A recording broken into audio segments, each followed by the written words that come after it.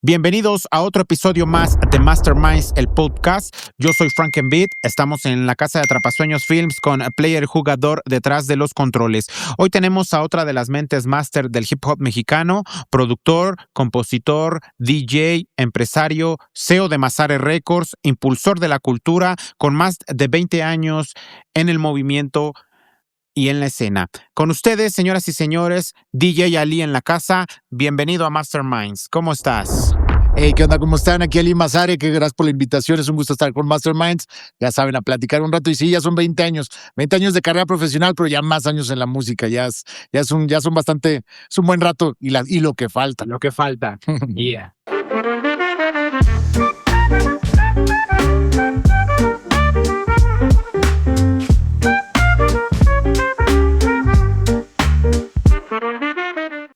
Ali, nuevamente bienvenido a la casa de Masterminds. Es un honor tenerte aquí con nosotros. ¿Cómo te encuentras el día de hoy? Bien. La verdad, muy contento. Pasando una etapa de mi vida muy importante. Me casé el año pasado. Oh, felicidades. Sí. La verdad es que estoy muy bien, muy contento. No me puedo quejar. Tengo salud, como lo hablábamos en un principio, y creo que con eso es más que suficiente. Ya uno teniendo salud no necesita pedir absolutamente nada. Súper importante, como lo mencionas, claro que sí. Bueno, pues aquí en Masterminds nos gusta empezar desde el origen. Por favor, platícanos, ¿cómo fue tu primer acercamiento con la música?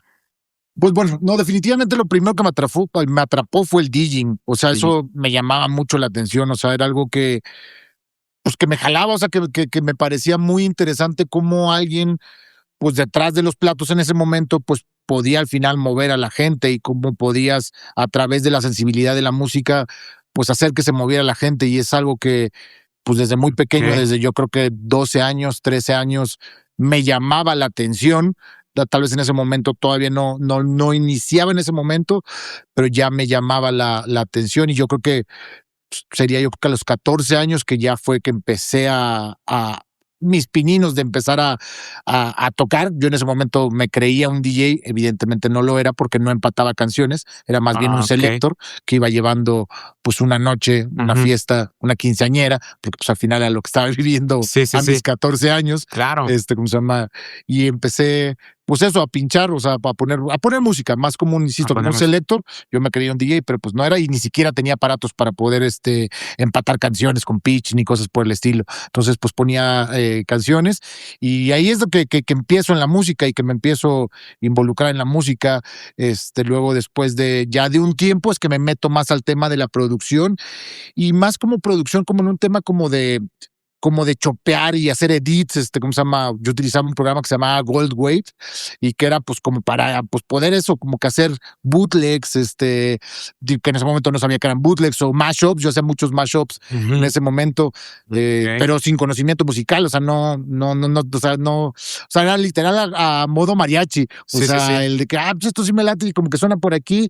Y ahí es donde empiezo en la música, y seguido de eso, ¿cómo se llama? Yo soy nací en León, Guanajuato, pero realmente yo me considero de Pénjamo, Guanajuato, que es de donde es mi familia. Pues ahí Guanajuato es uno de los estados donde más migrantes hay, ¿cómo se llama? Y evidentemente, pues con los primos, amigos, conocidos, siempre al estar allá, pues tocaba que les mandaban cassettes, que les mandaban, pues ya CDs, les mandaban de música hip hop, y es ahí en el momento en el que me engancho ya de forma en tener ese aprecio por el hip hop, y mezclado con esa imagen que tenía del DJ, y pues de esa cuestión de decir, pues digo, no sabía que era el scratch tampoco, o sea, no lo entendía. No, insisto, tenía 14 años y no había ahora como de que le pones a ver cómo hacer esto, y pum, YouTube, y ahí la clase para todo. Para aprender, pero bueno, esa mezcla es la que me mete así, digamos, de lleno al hip hop, la figura del DJing, y pues la cultura del hip hop a través de la música que le mandaban, insisto, los migrantes a sus primos, hermanos, o la gente que se quedó aquí de este lado de México, le mandaban música. Pues ya sabes, porque siempre pues la familia hace eso. O sea, es como de que, ok, yo me voy a jalar acá, pero pues bueno, pues ahí te van un disco, unos tenis, un cassette, eso. Entonces me tocaba convivir con muchos familiares que les mandaban música, y ahí es donde fue mi primer acercamiento específicamente en la cultura hip hop. ¿Conectaste el DJ con el hip hop y dijiste, sí, eso. Sí, de hecho, eso. Por eso un poquito lo que platicábamos hace ratito, ya yo digo que actualmente tengo 20 años de carrera profesional, contando el momento en el que digo, ya me voy a dedicar a esto, y empieza por el DJing, porque al final el DJing era como que mi parte aparte de estar dentro de la escena y que me gustaba y que me movía. Entonces, de tiempo llevo más tiempo, pero más bien de carrera profesional es en esos 20 años, y empiezo en un principio con el DJing y después es que abro mi disquera Mazare Records y ya trato como de hacer muchas más cosas buscando impulsar la cultura hip hop desde mi cancha, pero digamos como diciéndole un poco acelerado, pues como que desde ahí empieza como que me anda por el DJing y seguido del DJing es... ¿Sí alguna rola o un artista que te haya que recuerdas esos tiempos? Sí.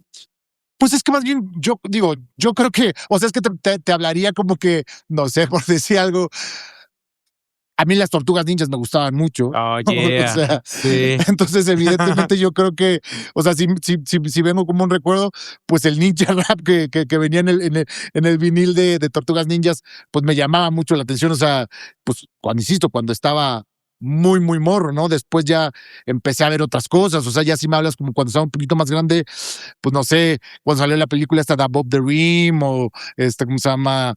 Pues todo como, pues todas estas películas como venía como esta ola donde cuando salió la de Juicy de Tupac, o sea, como que ahí iba pues entrando y entendiendo un poco más, pero más de morro, pues ahí la neta, o sea, yo creo que hasta un MC Hammer también, o sea, yo creo que a quien no nos tocó echarte ahí tus pasitos de MC Hammer o Vanilla Ice, no sé. Yo claro, creo que, lo de la moda, todos, ¿no? Porque, pues al final algo que también, o la fortuna que creo que a mí me ha tocado es que, pues o sea, he crecido como ha crecido también esa cultura, o sea, como ha ido, digamos, avanzando de alguna forma, o sea, no sé, pensando en el básquetbol, yo que jugué básquetbol, pues es que literal me tocó crecer y ver a figuras como Michael Jordan, ¿cómo se llama? Scottie Pippen, ¿cómo se llama? El Jazz de Utah, o sea, no sé. Y mira, o sea, me tocó, pero conforme como adoca la vida en la que iba viviendo también en ese momento, o sea, como desde morro hasta adolescente, irlo como viviendo, como todo, y irte permeando, pues de primera mano como de esa cultura en general. Sí. Entonces, pues bueno, sí, yo creo que tengo muy presente el Ninja Rap. Ninja Rap. Bueno, entonces todo este conocimiento fue a través de tu experiencia hasta que llegó el punto en que dijiste, me voy a meter de lleno. Exacto. ¿No? A la medida de que pues iba pasando el tiempo, insisto, pues iba, pues eso como que aprendiendo, ibas como que conectándote, ibas permeándote pues en tus gustos, en lo que te iba marcando, y pues eso, hasta en un punto en el que dije, a ver, yo ya estaba, y de hecho lo hice ya pues algo grande, o sea, no estaba como tan chico en el momento en el que dije, no, en esto me voy a dedicar, o sea, porque, y tal vez de hecho me regreso un poco, o sea, empiezo a tocar como selector, luego de ahí me pongo a moverle un poco a la computadora, insisto, con este programa que se llama Gold Wave. En ese momento yo iba en la preparatoria, hacía mis edits, hacía mis mixes, los distribuía, había gente que me iba y me compraba mis discos, ¿cómo se llama? Qué bien. Y ahí lo iba haciendo, o sea, como que iba haciendo mis pininos, pero de salir de la preparatoria a entrar a la universidad, como que yo creo que los primeros 2 años, pues como que evidentemente vives con ese miedo que te siembran de que, pues, ¿cómo que te vas a dedicar a la música? Sí. O sea, vas a morirte de hambre, o sea, tienes que hacer algo, o sea, como que, pues medio como vas, insisto, también creciendo como en esos momentos era como que no, pues ya voy a entrar a la universidad, tengo que ya empezarme como a aplicar algo que me vaya a llevar por el camino de la persona en la que me voy a convertir, ¿no? Entonces, me alejo un poco, digamos, de la música. Cuando entro a la universidad, estoy en la universidad, me meto a estudiar mercadotecnia. Creo que tenía, pues también sí muchas cosas que al final como que me llamaban o me movían. Y después de eso, yo creo que ya cuando iba, pues poquito más de la mitad de la carrera, de repente fue como esa necesidad de decir, puta, me falta algo, necesito algo, o sea, como que no me siento completo. Y es en el momento en el que yo decido, insisto, lo hacía, pero lo hacía de forma empírica, no tenía idea de compases, no tenía ningún amigo cercano que me dijera, pues es así, o hazla así, o cuentas los compases de esta forma, o estos son los tempos, los diferentes tempos, los BPMs. No sabía nada, absolutamente nada y no tenía amigos cercanos que estuvieran como que metidos en la música. Todos mis amigos eran pamboleros, era caguamear afuera, echar fucho y Y eso es lo que es, y ya vete estudia algo para que te vaya bien en la vida, ¿no? Entonces, pues ya paso como que mi tiempo, yo creo que insisto, la mitad de la carrera, y es cuando digo, no, yo necesito, o sea, me hace falta algo de música, y es cuando decido volver a tocar, a regresar como en esta onda de DJ, y empiezo en un principio, pues a tocar igual de forma empírica, pero digo, no, pues la verdad es que sí lo quiero aprender bien, y literal, a la par de que estaba en mi escuela, o sea, en la universidad, como ya estaba tocando, pues tenía ingresos que me permitieron poderme pagar una escuela de música, que en este momento fue la G. Martel, y ahí fue que estudié producción de música electrónica y DJ, y fue que excelente. Mi mente literal se abrió en todos los aspectos, o sea, porque aprendí, y yo salí en el 2000, salí de la generación del 2005, 2016, no, 2006, y por eso cuento 20 años a partir del 2006, porque cuando yo ya salgo de la Martel, yo ya estaba tocando, ya en los lugares que me presentaba como Ali, ya salía mi nombre, ya ponían en un principio DJ Ali toca en el Calla, DJ Ali toca acá, DJ Ali, o sea, me empezaba yo a mover buscando tener residencias como DJ. Y ya con superpoderes y todo, ya. Sí, pues sí, te lo juro que sí, o sea, yo cuando ya entendí el tema de los compases fue como de que, ok, o sea, y pues sí se te abre, o sea, pues se te abre la mente, porque al final también, pues la música es cuadrada, o la música que escuchamos regularmente en la radio y el hip hop, pues, o sea, lleva esta cuadratura, o sea, y entonces es, pues sí, medio que es como que, ok, ya lo entiendes, o sea, ya lo entiendes un poco más, y de ahí, pues al real es que no he parado de hacer diferentes cosas, y no sé, creo que... muchos proyectos. Sí, muchos proyectos que has hecho que ahorita vamos a estar platicando de ellos. Me he metido en muchas cosas, pero esto es creo que una parte de lo que cuenta como, pues, quién es Ali, de dónde viene como que su interés por la música y el hip hop particularmente. Pues sí, ahí inicio. Oye, pero dinos, ¿cómo ha sido para ti desarrollarte como DJ en una ciudad con toda la competencia y movimiento que existe? Ha sido complejo, definitivamente. O sea, esta es una ciudad... Amo yo mucho, de hecho, la Ciudad de México. Yo crecí, la mayor parte de mi vida la he crecido aquí en la Ciudad de México. Y es una ciudad, pues, dura. Es una ciudad que no es para todos. O sea, es una ciudad que si no la sabes manejar, pues te come fácilmente. Y que hay, evidentemente... O sea, yo de hecho lo describo y también siempre digo, o sea, la Ciudad de México es increíble y la puedes comparar con también cualquier ciudad de primer mundo. O sea, París, ¿cómo se llama? Río, Londres, o sea, son ciudades que al final son duras. ¿Por qué son duras? Pues porque todo el mundo quiere estar aquí, porque aquí está centralizado todo, en todos los aspectos, política, comercio, social, o sea, pues es la capital, ¿no? Entonces, es ese hambre que hay en esta ciudad, esa fuerza que tiene esta ciudad, pues no es para todos. O sea, eso es una ciudad que tiene muchas ventajas, pero tiene, pues eso, o sea, todo el tiempo hay un choque, todo el tiempo alguien quiere tu posición. Entonces, pues ya hablando en la cuestión del DJing, pues complejo, o sea, no ha sido un tema fácil, pero creo que lo que a mí particularmente siempre me ayudó fue el hecho de que yo me puse a hacer mis cosas sin fijarme si yo era más, menos, ni nada, sino simplemente lo empecé a hacer desde antes, siendo un fan que sí iba y se tomaba una foto con algún DJ ya reconocido al tiempo en el que yo todavía no lo era, hasta en el momento en el que ya inicio y que digo, le voy a dar, y creo que eso fue algo que a mí aparte siempre me ayudó. O sea, como que fue un güey pues muy arre, o sea, muy hacia adelante, y no fijarme que si ya te dijo esto, que si piensa que no traes nada, que si... Le di. La realidad es que, o sea, a partir del 2006 a la fecha, pues realmente, bueno, pues sí, no paré, o sea, en cuestión de estar tocando. Y bueno, y algo que también aparte me sirvió mucho en mi personalidad es que en ese momento todavía de mi vida, o en esas épocas de mi vida, pues todavía era una persona un poco más, pues que te cuesta trabajo quedarte sentado, que te cuesta trabajo como que estar escuchando que alguien te dé reglas, o no sé cómo decirlo. O sea, pues soy una persona como que pues era una persona pues muy proactiva. Creativa también. Y proactiva y creativa, definitivamente. Y entonces pues lo que hacía mucho era literal tocaba, o sea, más bien no ensayaba tanto porque me cuesta trabajo como sentarme como con calma. O sea, soy de esos morros que en la escuela le fue, o sea, no era el más aplicado de la escuela, pero al final pues tampoco no creo que fuera el más malo, simplemente no sé, era un poquito más hiperactivo, qué sé yo. Entonces me cuesta trabajo sentarme a practicar. Yo no practicaba mucho como DJ, pero empezaba a tocar, y lo que a mí me ayudó como DJ para poder como que pues levantar y tener muchas satisfacciones, porque al final la verdad es que estoy muy agradecido, pues las satisfacciones que hasta ahora las he tenido y las que todavía creo que puedo perseguir.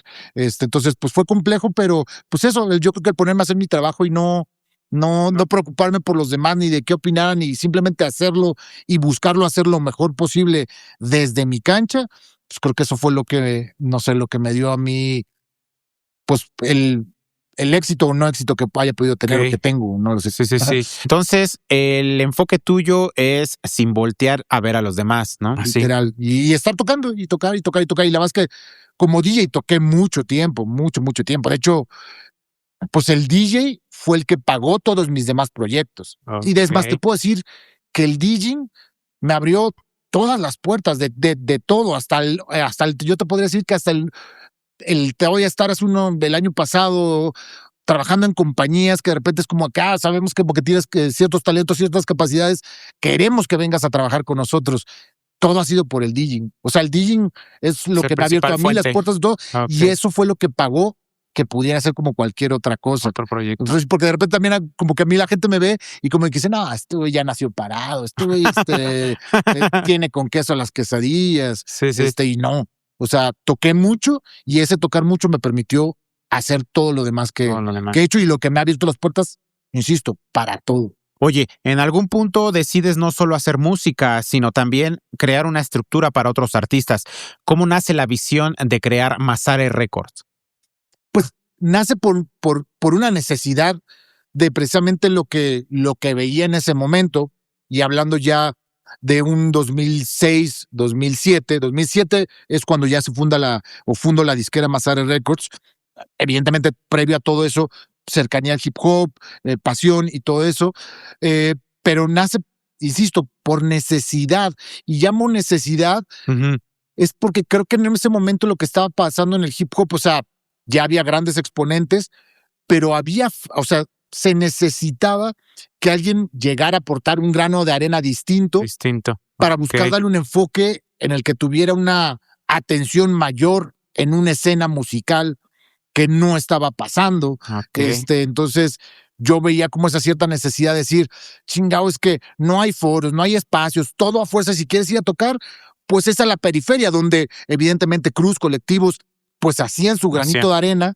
Pero para mí, y pensándole en la Ciudad de México, era, pero la Ciudad de México está aquí, está en el centro. O sea, yo creo que tiene que ser, o sea, ahora que esté del centro hacia las afueras.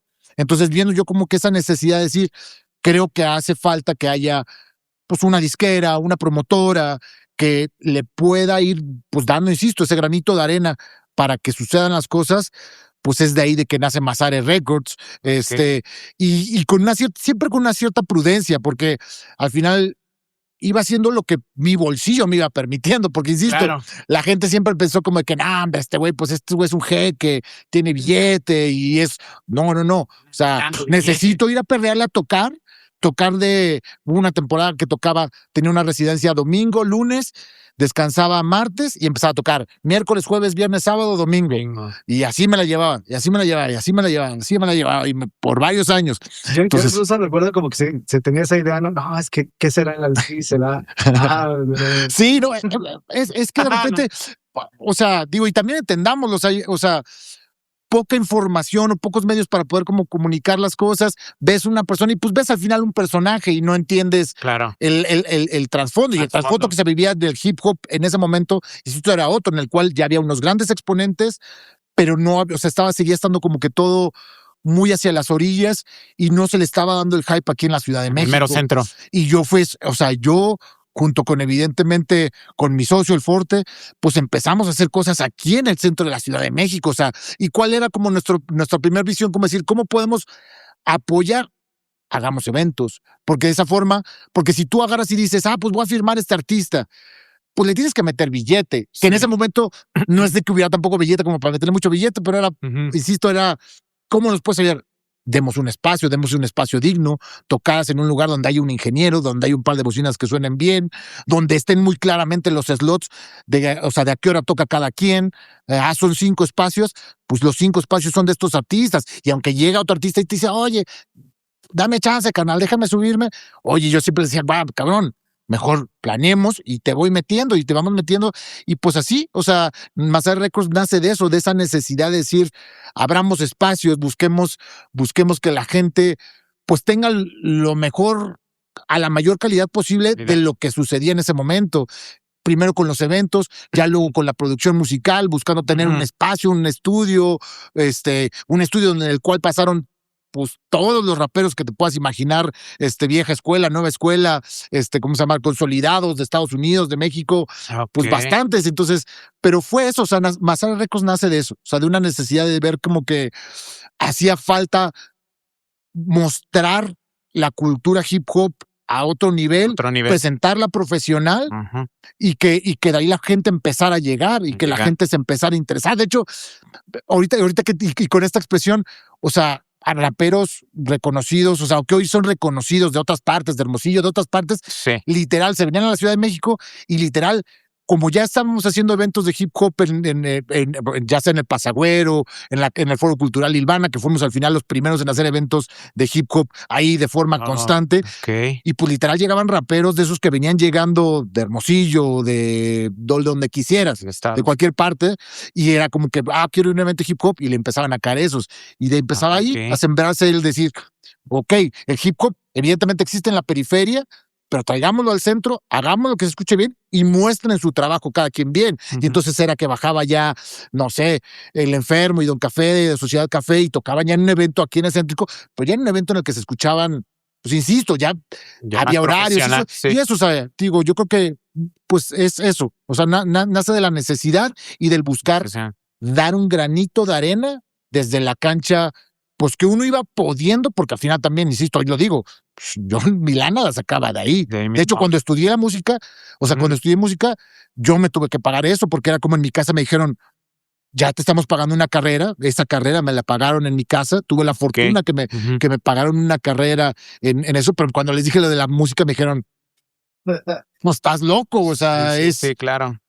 Hazle como tú puedas. Y ese hazle como tú puedas fue empezar a tratar de tocar, hacer un poquito de dinero, pagarme una escuela, aprender y darle con todo. Ok, entonces, lo que tú hiciste es diseñar tu propia estrategia para ganar dinero y ser rentable, ¿no? De hecho, ya lo estás viendo de una profundidad mayor, pero al final, pues sí, en ese momento era así. Digo, hoy lo entendemos. En ese momento era más como una cuestión un poco más pues natural y de una misma, insisto, una necesidad. Porque aparte de eso creo que yo también algo que logré es hacer que viniera esta rentabilidad del género. Que pudiera funcionar, que pudiera ligarse a marcas. El poder ligar el hip hop ya con mayor profundidad con marcas, que ¿cómo se llama? Queremos no sé, a mí me tocó trabajar en un principio con Niña Dios cuando llegó aquí a México. Bueno, que hecho, la primera vez que la vi en un evento de Boca Floja, ahí nos conocimos, platicamos, y yo le sugerí, ¿cómo se llama? Hacer unas cosas con una revista con la cual estaba yo también trabajando, y de ahí nos hicimos amigos, y y ya me fui un poco en la idea de lo que quería, ¿cómo se llama? Platicar, o referir como con eso, pero el punto es, finalmente le dieron esta estructura a la que podía ser rentable. Y exacto. Ya me acuerdo porque lo estaba ejemplificando particularmente con el ejemplo de y es que me hace, porque yo no digo niña, yo le digo Carla, porque al final la conozco y es mi amiga. De decir, ¿tú conoces a Niña Dios? Sí, claro, ahí está. Y presentarla y unirla para que hiciera cosas con Nike y que ella hiciera su trabajo y pudieran suceder cosas. A lo que voy es como que empezaba como que, pues, hacer estas cuestiones de insisto, de decir, bueno, el hip hop está ligado con marcas. Así es. Desde Ron DMC, ya estaba ligado con marcas. Entonces era como de, ¿cómo puedo hacerlo que venga rentabilidad? Entonces esa cuestión de buscar como, insisto, darle una mayor exposición al hip hop, acercar al hip hop a la cultura o la cultura hip hop a las marcas como lo que ya pasaba en ese momento, porque en el 2006 evidentemente ya pues toda la cuestión de marcas, lifestyle ya existía. Y en México no, pero a nivel mundial ya sucedía. Entonces, pues creo que eso fue algo que fui haciendo y que fui sembrando y que no lo sabía como una estrategia en ese momento, pero más bien por la necesidad. Por la necesidad. ¿Cómo le hago para hacerlo rentable? ¿Cómo le hago para sacar dinero para invertir en un disco? ¿Cómo le hago para poder pagar un estudio? ¿Cómo le hago para poderme comprar un micrófono? O sea, también algo que de hecho yo tengo es, yo te puedo decir, todo lo que tengo en cualquiera de mis estudios musicales, todo te lo puedo decir con qué me lo fui comprando. Porque al final todo tiene nombre y apellido, o sea, como que esto lo saqué de esta chamba, esto lo saqué de esto, esta vez fui a tocar acá, esta vez hicimos este festival, nos fue bien y nos compramos una computadora y nos compramos absolutamente todo. Y es más, a la fecha también te lo puedo decir, las cosas que pueda tener, todas tienen historia y todas es como salieron de una cuestión de trabajo. Entonces, pues eso, o sea, creo que lo que buscaba hacer, no lo entendía en ese momento, era un poco más empírico, pero ya con cierto, pero era eso, buscar rentabilidad en una escena que todavía no lo era, y creo que algo que me tocó hacer, ser ese parteaguas de buscar que sea rentable haciendo lo que tú haces. Porque, o sea, ahorita de hecho me voy también a la idea del I Love Hip Hop. Sí. El I Love Hip Hop, que es un festival que armamos ahí en Mazare, pues era el hecho de poder agarrar y decir, deja que se exprese el rapero que habla de lifestyle, el que habla más de social, el que habla más de temas políticos, el que habla más porque se crea un player. Porque al final eso es, o sea, la cultura hip hop, o sea, son muchas cosas. Son muchas cosas, o sea, no puedes decir que todos los raperos son como Talib Kweli o como Will.i.am o como... Podríamos retomar desde el line-up hip hop, porque sí tenemos pensado como un grosecito. Sí, que no. Bueno, es chido, porque siento que ese es... Sí. No, pues de hecho sí que nos siga platicando sobre el I Love Hip Hop, ¿no? Cómo, bueno, nos comentas que el festival lo creaste para poder eso, o sea, mostrar la cultura hip hop desde sus diferentes sabores.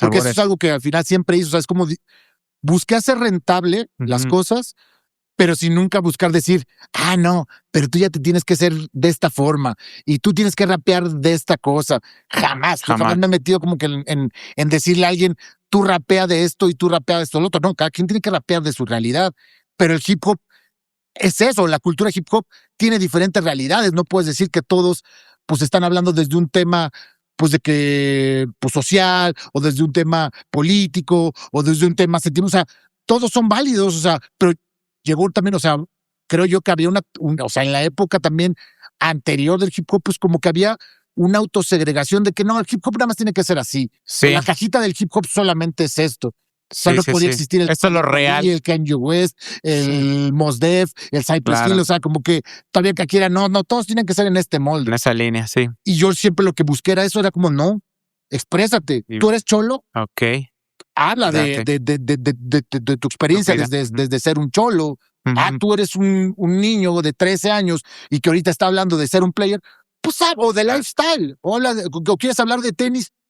No está mal, date, güey. Tú eres un liricista, o sea, que hablas con profundidad, que tus letras, date. Y eso es al final como, o sea, lo que hacía, insisto, creo que nunca, o sea, nunca lo pensé como una estrategia tan, o sea, en ese momento tan grande, pero era tan como planificada. Mi cuestión de buscar hacer un granito de arena, decir, tengo que aportar a esta escena, ¿cómo voy aportando a esta escena? Pues abriendo sus espacios profesionales, buscándolos hacerlo al más tope posible de lo mejor que se puede hacer, literal. No tengo para hacer un video en Nueva York, encuentro la manera para ir a hacer un video en Nueva York. ¿Por qué? Pues porque ahí está la meca, o sea, y quiero alcanzar eso, quiero perseguir eso. Entonces creo que siempre tuve como esa cuestión, el I Love Hip Hop, pues era eso, ese escaparate de decir, presentemos más, hagamos el primer festival que tenga ya ese impacto de mostrarse con seriedad. Y no digo que no hubiera eventos, por supuesto que había eventos, pero algo que congregara, pues así, que le diera la importancia que tenía el hip hop, a mi parecer, pues no había. O sea, yo cuando hice el I Love Hip Hop, junto con todo el equipo de Mazare, o sea, pues en el 2008, era romper, o sea, puertas, porque de hecho, pues o sea, nosotros, ¿sabes? Fue en el Pasagüero, por decir algo. Y pues ahí se tocaba puro indie rock. Era el amo y el señor, era el indie rock. El rock era lo que gobernaba todo. Convencerlos para que nos dejaran ahí hacer un evento y la rompimos y de ahí Que también eso es una chambota, ¿no? Convencer, Es una chambota, no, plantar claro. así en la mesa, decir, mira, tengo esta idea, ¿no? ¿Cómo la forma los eventos, no?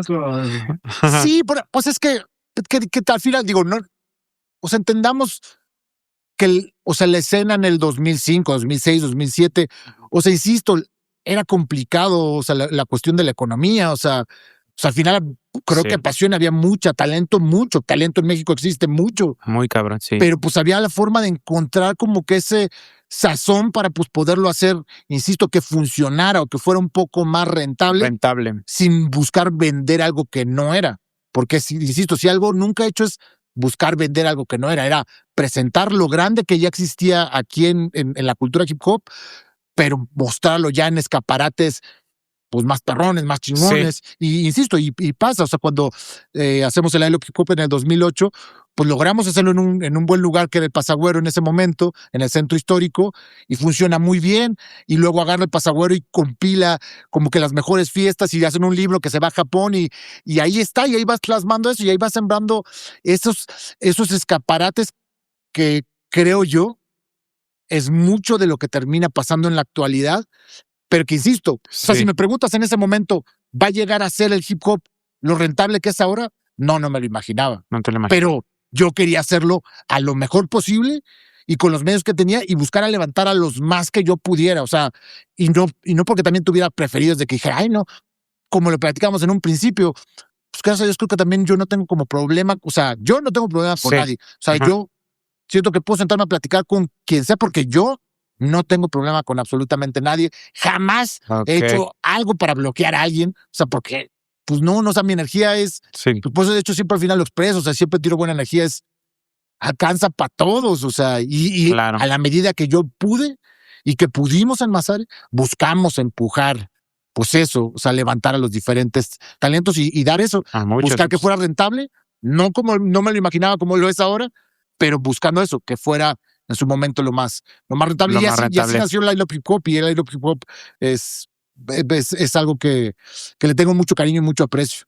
Logró unificar. Sí, porque, insisto, pasaba eso, o sea, de repente, o sea, llegaban, o sea, todavía tengo muy presente cuando la primera vez que conocí a Sociedad Café, ya más cercanos, o sea, llegaron y en un principio era como, ¿qué, güey? Pinche fresa, ¿qué pedo, güey? Déjanos tocar. Era como, güey, carnal, pues tranqui, güey, vamos a organizarnos y vamos a hacer las cosas chido, güey. Sí. O sea, tú te mereces tocar o sea, en un horario marcado, en un día marcado, y que un cabrón te esté, o un ingeniero esté cuidando que tu audio, tus bases suenen chingón. Chido. Entonces solamente organicémonos.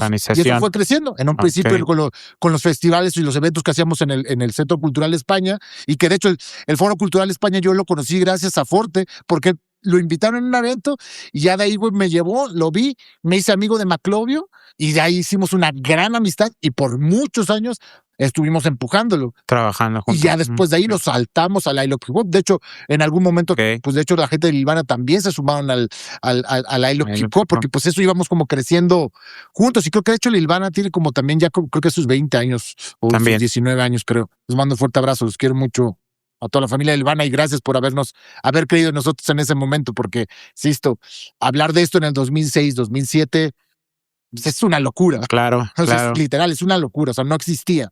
Nadie quería tocar hip hop de manera céntrica, o sea, no era rentable, no era negocio, la gente...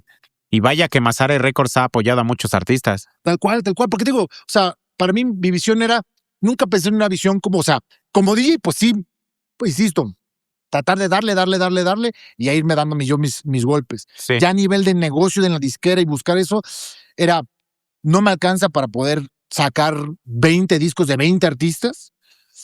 ¿Cómo le puedo hacer?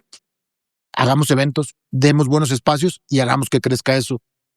Seguido de eso, acerquémoslo a marcas. Hagamos que marcas transnacionales como Nike, como Skull Candy, como Jack Daniels, como muchas marcas, se acercaran y vieran este género, vieran el potencial que tenía y ahí se empezaran a sumar.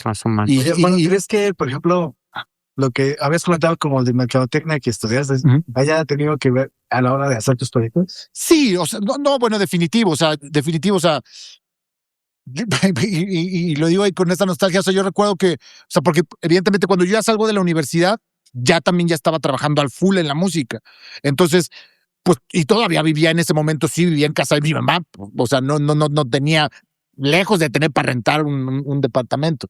O sea, entonces, siempre que salía a trabajar, y salía y trabajaba, y siempre mi mamá me decía así como de que, ay, mi hijo, ¿cuándo te voy a ver que salgas pues, con tu traje y que salgas a trabajar de lo que estudiaste? Sí. Y le decía a mi mamá, no, mamá, pues, pero la realidad es que, o sea, eso que estudié sí me está sirviendo y lo estoy aplicando. O sea, estoy encontrando la manera de aplicarlo. Insisto, en un principio muy natural, muy crudo, muy raw, y pues poco a poco ya lo vas puliendo. Y te digo, ya hoy sí me lo dices, pues sí, claro que sí. O sea, la mercadotecnia, por supuesto que me sirvió para poder lograr las cosas que iba dando, o dar esos pasos.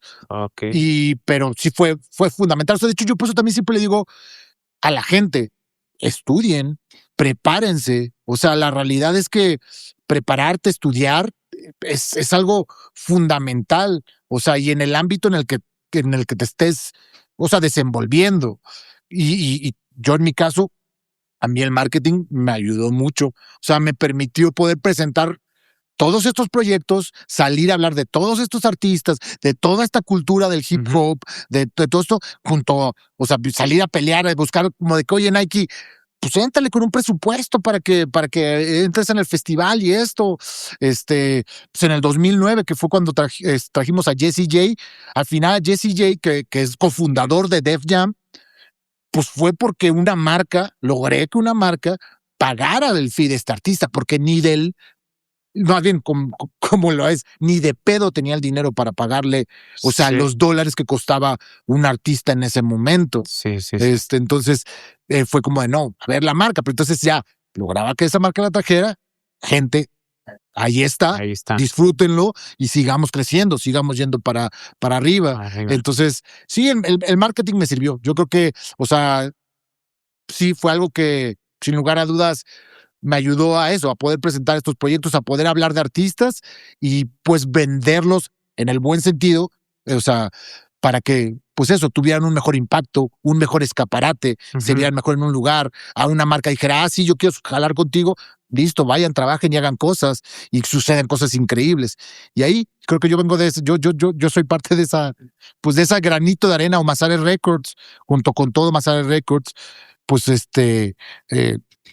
pues fue el granito de arena que fuimos ahí sembrando. Y todo eso a la par de, en mi caso, pues yo estar tocando como DJ, queriendo deslumbrar más, crecer más, funcionar más, y mi socio Forte, él buscando ser artista, o sea, porque al final, pues nos involucrábamos en todo, en el hacer todo. Como ahorita también, o sea, recuerdo cuando empezábamos y cuando empecé a trabajar con Forte, por decir algo, que le mando también un fuerte saludo y un abrazo. Pues era muy cagado porque pues nos sentábamos a trabajar en el comedor de mi mamá y él era muy bueno en esta cuestión de MySpace.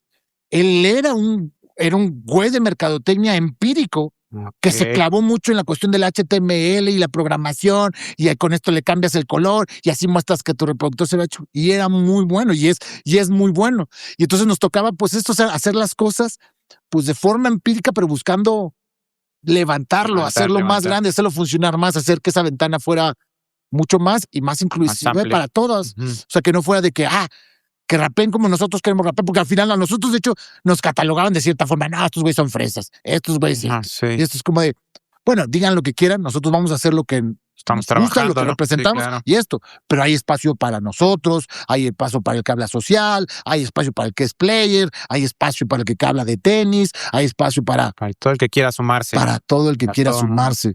Y al día de hoy, ¿todavía tienen planeado otro festival? Sí. Pues mira, iLove Hip Hop definitivamente viene. O sea, es un festival que viene. Pero bueno, o sea, yo te diría, así como dio también muchas satisfacciones, también generó cuestiones. O sea, por decir algo, en el iLove Hip Hop 2012, que fue pues el primer iLove Hip Hop, o el primer evento de hip hop ya presentado en una plataforma más grande, que era el José Cuervo Salón, operado ya pues por Ocesa, o sea, un venue ya más establecido. Sí. Pues hubo complicaciones. O sea, al final el festival salió increíble, muy bonito, Nike participando, ¿cómo se llama? Fermín Cuarto volviéndose a subir después de mucho tiempo a rapear, convencerlo literal de que volviera a rapear, porque por ahí de hecho me da gusto que creo que en una entrevista que le hicieron de Vice, pues él lo menciona, o sea, se convenció que volvía a rapear. En ese momento invité a Secan, que Secan venía empezando a levantar duro, Ariana Puello, Mike Díaz, el Peluca, todos. El festival estuvo increíble, muy bonito, Nike participando y todo, pero en ese I Love Hip Hop del 2012 hubo detalles. Estaba en el line-up, estaba Crooked Eye, que era un rapero de la disquera de Eminem, de Slim Shady, y era un rapero con muchos skills y con mucha habilidad, y pues eran esos esfuerzos de buscar traer raperos habilidosos top a México. Todo estaba bien, todo en orden, y el punto es que al final no llega al festival, no llega al día del evento con su vuelo comprado, con su todo. Todo se pagado. Se supone que la historia es que olvidó su pasaporte en su escáner, una vez que nos lo mandó, lo dejó ahí, le ganó, no sé si la pachequez, y el día que llegaba el evento no tenía su pasaporte y no voló. Ya le habíamos pagado su fee, ya le habíamos pagado todo y no voló, y pues eso, pues me metió en problemas, porque al final es como un anuncio que viene, o sea, hay boletaje de Ticketmaster y la fregada, y de repente no está el artista principal. Y es un pedón, panchote, sí, me tocó pagar muchos precios caros, o sea, en cuestión de, o sea, ese te puedo decir que es el I Love Hip Hop más satisfactorio en cuestión de lo que la gente vivió y pudo ver, y cómo pudieron ver a sus artistas y a grandes artistas que venían empezando a empujar, pero a nivel business mal, o sea, malísimo. Yo tenía una camioneta, perdí mi camioneta, o sea, sí, entonces, pues esa parte de también de como de buscar como que sembrar, pues tiene también el pagas precios. Sí. Lo que fue el I Love Hip Hop del 2012 y luego el del 2013, que eso lo hicimos en un foro en Azcapotzalco, que también estuvo increíble, con un audio, el mismo que usaban en el Vive Latino, el L Acoustic, lo tuvimos ahí, vinieron los Racas, el regreso de los Delinquent Habits, y esa vez estaban, ¿cómo se llama? Kibo y ¿cómo se llama? Y el Güero se juntaban después igual de un tiempo, lograr grandes cosas, pero ambos eventos a nivel business estuvieron duros, o sea, me pegó duro y imprevistos. Ahí, sí, y de ahí fue que aprendí ya bastante y fui un poco más precavido también en esta cuestión de hacer festivales, más cuidadoso, y por eso, digamos, he dejado de hacer, pero vienen ya con esta estructura igual ya, un poquito más ordenado, ya también un poquito sin que le vaya a dejar de comer a mi niña o alguna cosa por el estilo, claro. Un poquito más, igual más pensado, porque es que te digo, es que también todo iba pasando, o sea, entendamos, iba pasando todo en el momento en el que ibas creciendo, o sea, no es que, insisto, mucha gente creía que yo ya estaba hecho, que yo tenía, y era no, o sea, iba aprendiendo en el camino, iba pagando también mis precios en el camino, el hecho de que me viera mi madre y de que me dijera, ay, mi hijo, ¿cuándo te voy a ver ya? Pues saliendo con tu traje, yéndote a trabajar y veo que te desvelas un chingo y no veo que traes varo. O sea, y no en mala onda, sino más bien como esa preocupación, o sea. Sí, claro, ¿qué va a ser de tu vida? Ibas viviendo como esos momentos, los ibas creciendo. En ese momento, pues, creo yo, pues era, insisto, buscar hacerlo al top, y creo que hasta ese momento lo hice al top más alto que sucedía, pero no era fácil tampoco, o sea, es que se le pierde, los eventos son complicados, o sea, los festivales son complicados, entonces, por eso yo le paré un poco a los festivales, para ser un poco más prudente, pero viene definitivamente, y viene muy en ese formato, o sea, hoy hay gente haciendo festivales o eventos muy increíbles, con mucha lana. O sea, I Love Hip Hop va a regresar, pero no necesariamente buscando como decir, quiero que, o sea, va a ser con la misma con la misma igual, o sea, misma idea. Que, hay un patrocinador y puede pagar a este gran artista, perfecto, pero si no, pues no, o sea, no, definitivamente, porque aparte hasta me sentiría como que ir a buscar ahí inversionistas y que de repente en un evento te puede ir bien y mal, ir mal. Sí. No sé, es muy sensible, no me animaría, yo creo que eso, o sea, yo prefiero, pues también al final fue algo que lo hacía desde mi economía, o sea, claro. Cuando perdí yo, no perdió mi mamá, no perdió nadie más. O sea, el que perdí fui yo. Me tocó vender mi camioneta, ya salvar ahí los problemas y listo. Pero sí, vienen ahí los festivales. Vienen pronto. Con su precaución, insisto. Claro. Porque no son fáciles. Claro. La gente que hace eventos sabe de lo que estoy hablando. Sí. Pero es eso, pero también es que te digo, al final son tantas cosas las que tocaban hacer por necesidad. Y por buscar hacerlo al más tope. O sea, pues antes que nadie tenía un equipo de trabajo de 20 personas y no, le tocaba hacerlo a uno mismo. Forte era socio y era artista, pues le tocaba también meterle. El apoyo también. O sea, no era de que, porque también eso, de repente la gente, a mí me da mucha risa ya cuando teníamos el estudio de Mazare ahí en la colonia Narvarte, en el edificio del hip hop, y los que saben, ahí en Teotihuacán. No, grandes aventuras. Sí, yo creo que ahí podríamos hacer 10 podcasts de platicar de todas las cosas que pasaron ahí, de todas las personas que llegaron. Que llegaron muchas experiencias ahí. No, muchísimas experiencias. Es que, pues te digo, o sea, son tantas cosas y la necesidad para buscar, o sea, de todo lo que tenías que hacer para buscar hacerlo al más alto nivel, eran muy distintas. O sea, tocaba, pero tenías que ser, yo en mi caso literal era ¿cómo se llama? Pues el director general, el empresario, el psicólogo, el cargador, el DJ, ¿cómo se llama? El taxista, el todo, o sea, porque todo. Pues cargaba con la responsabilidad, insisto, completa, de todo lo que conlleva. Todo desde una independencia de que no había los recursos que hoy hay. O sea, en ese momento en el hip hop, pues había yo creo que 2 proyectos que eran los que funcionaban, no uno, sería nada más Cártel de Santa en ese momento. Hazle como puedas. O sea, y de ahí en fuera, hazle como puedas, con tus medios, haz. Con tus medios. Y de esa forma, o sea, nosotros con nuestros propios medios lo hicimos, pero era mucho trabajo. Estoy agradecido de eso. Eso me dio mucha experiencia, pero no fue fácil. Una experiencia, un gran aprendizaje, ¿no? Grandísimo.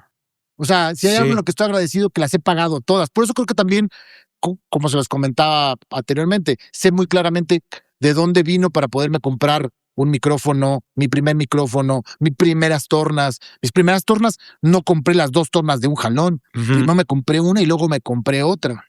O sea, literal, de hecho tenía una torna gris y una negra, porque ya para cuando primero compré la negra, pues ya cuando quise armar la negra, pues ya no ya tuve que armarla de abajito, pero ya tenía las 2 tornas, o sea, todo. He pagado el precio de todo. Pero eso lo agradezco, o sea, creo que eso me dio, pues eso, y la gran fortuna que hoy puedo tener de también, pues no sé, ya después de 20 años, pues saber o ser parte de este granito de arena que ha sido la cultura hip hop y lo que ha sido el hip hop, y sembrar y dar para que muchas de las cosas que hoy posiblemente pasan, pues se sembraron antes, como también hubo otros talentos que antes de que yo llegara estuvieron y que buscaron a su manera hacer sus cosas. Sí, claro. Pues ojalá y podamos ver otra edición más de I Love Hip Hop. I Love Hip Hop sí viene. Eso ténganlo por seguro. I Love Hip Hop viene y lo vamos a hacer así, lo vamos a hacer bonito, lo vamos a hacer para la gente, para que la gente lo disfrute, o sea, para que la gente viva una experiencia de la cultura hip hop, de los 4 elementos, porque aparte eso fue algo que siempre quise, o sea, porque yo me vi permeado de eso. A mí me encantaba el graffiti, dibujo con las patas, pero me encantaba el graffiti, lo aprecio, le tengo respeto. El baile, los breakdancers, los respeto un chingo. A mí me gusta bailar, no a ese nivel de profesionalismo ni de cualidad, porque hay que tener pues cualidades, talentos para lograr hacer lo que los b-boys hacen.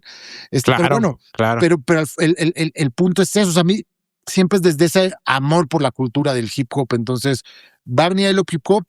Espero que posiblemente en este año regrese. Si no, ya se los prometo que el que sigue no debe de pasar. Excelente. Oye, dentro del sello han salido varios proyectos musicales. Platícanos un poco de los lanzamientos de Luca, Forte y Sepulturero, por favor. ¿Qué buscabas desarrollar en esos artistas? Pues mira, en Bazar Records particularmente, ya a nivel como la disquera, lo que en un principio busqué hacer era no colgarme de nadie. En un principio empecé trabajando con un rapero que se llamaba Will, el cual estaba, o sea, tenía buenos skills, pero literal por razones de la vida dejó de hacer música y muy pronto, y dejamos de trabajar. Le mando un fuerte abrazo.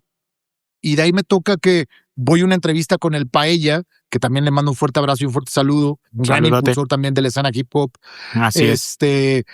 Voy a una entrevista ahí a Vendetta y empiezo a hablar de Masare Records y me escucha alguien que me contacta, y resulta ser alguien que yo ya conozco y quien es Forte, quien luego se convertiría en mi socio, en mi gran amigo, mi gran hermano. Y él, de hecho, me presenta, él para ese momento, o sea, porque yo agarro, voy a la radio y digo, pues quien quiera acercarse, pues acérquense, ¿no? Vengan y vamos a empezar a trabajar. Y en ese momento se acerca Forte Realta, se acerca Lyricart. Lyricart producía a Forte. Y bueno, ya pues producían, Forte no ejecutaba, pero al final tenía muy claras sus ideas. Y llega y me presenta un disco completo, el Modus Operandi. Y me sorprende, me gusta. Y entonces, pues de ahí decimos, pues bueno, vamos a ponernos a trabajar. Y peculiarmente eso, él ya tenía el disco. Yo de ese disco no hice absolutamente o sea, nada para la creación de ese disco, pero me tocó junto con él hacer lo que seguía. ¿Y qué era lo que seguía? En ese momento, pues se vendían discos, hay que meterlo a Mixup. Hay que encontrar la manera de meterlo a Mixup. Y entonces nos pusimos a trabajar para lograr que estuviera en Mixup. Nos pusimos a trabajar en que luego, cuando ya llegó la distribución digital, que estuviéramos en la distribución digital. Y bueno, y con él empiezo a trabajar y con él me quedo trabajando, prácticamente todo lo que viene de los siguientes años de Masare Records. Se vuelve una persona, un pilar clave. Pero como les digo, mi objetivo nunca fue decir, él me entró al hip hop porque se ligó junto con alguien más. Yo, por decir algo, ya en ese momento me llevaba muy bien con la vieja guardia. Éramos compas, ya habíamos hecho eventos o cosas, y de repente hasta me decían como que, güey, ¿por qué no trabajas con más raperos? Y para mí era como de que, pues es que no quiero que me encasillen en que tengo esto porque al final me sumé a este proyecto. Entonces, en un principio estábamos muy casados con el talento nuevo, y es ahí que empezamos a trabajar primero, insisto, con Forte Realta, con Lyricart. Luego, después de ahí, vino un chavito que todavía sigue siendo un chavito en ese momento, porque literal tenía 13 años, 12 años.